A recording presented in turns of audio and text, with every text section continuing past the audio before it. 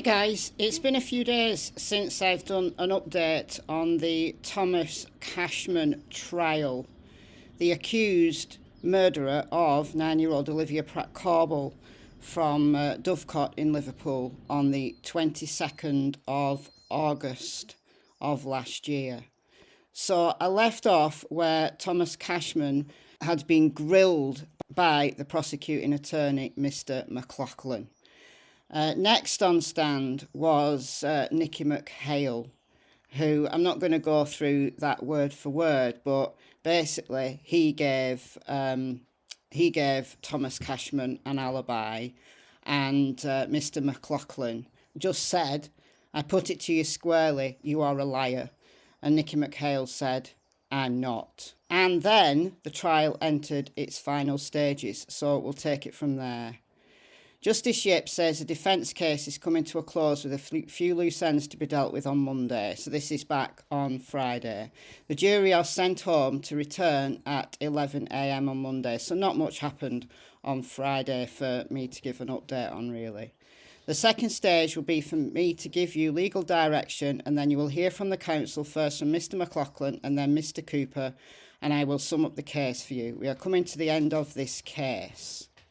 So we're now at Monday, back in Manchester Crown Court, where the trial of Thomas Cashman is entering its final stages.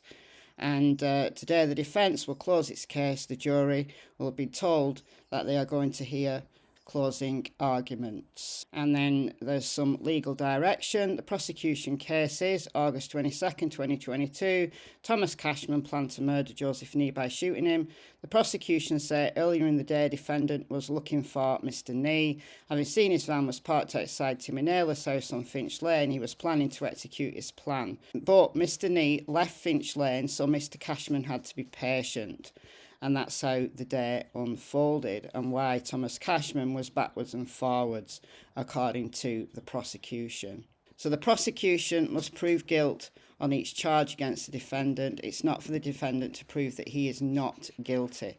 So the prosecution, as always, has the burden of proof here. So Mr. McLaughlin then begins his closing speech, closing arguments, and summarises the case for the jury. Then it was the turn of the defence to speak. This is about getting the right man, not just pacifying the chatter. I sometimes say to juries, while you sit there, you are a professional judge of fact. No doubt, if you weren't in the jury and I wasn't conducting this defence, we'd be having a conversation with family and friends. Oh, did you see the latest news on Thomas Cashman trial? Have a view, have a theory, get it wrong like the Crown, as we establish, repeat the evidence inaccurately like the Crown. Ooh. I ask you to read back the very detailed summary of what's been going on in court. It's very, very interesting. I'll leave a link to this in the description box. And then Justice Yip says the jury will be asked to retire to consider their verdicts tomorrow. We've reached the final stage before you retire to consider your verdicts. You probably didn't anticipate being involved in something as high profile as this. There's no getting away from the fact you have been given a heavy responsibility. Everyone here recognises you have exercised your role as jurors diligently throughout the trial, and I'm sure you will continue to do so. And this is a very emotional case. So Justice Yip summarises the case for the jury.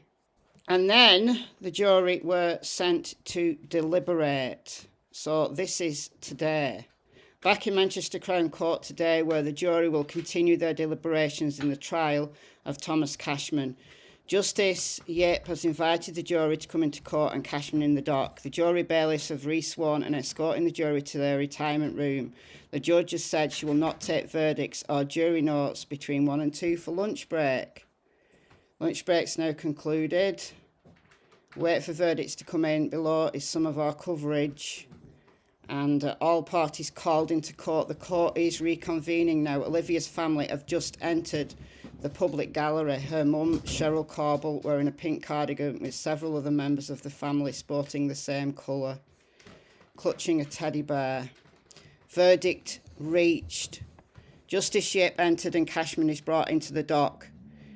Recognise everyone present in court. This is a difficult and emotional time. Cashman is guilty of murder. Foreman asked to stand, says they have unanimously reached verdicts on all counts. Thomas Cashman is guilty of the murder of Olivia Pratt-Corbell.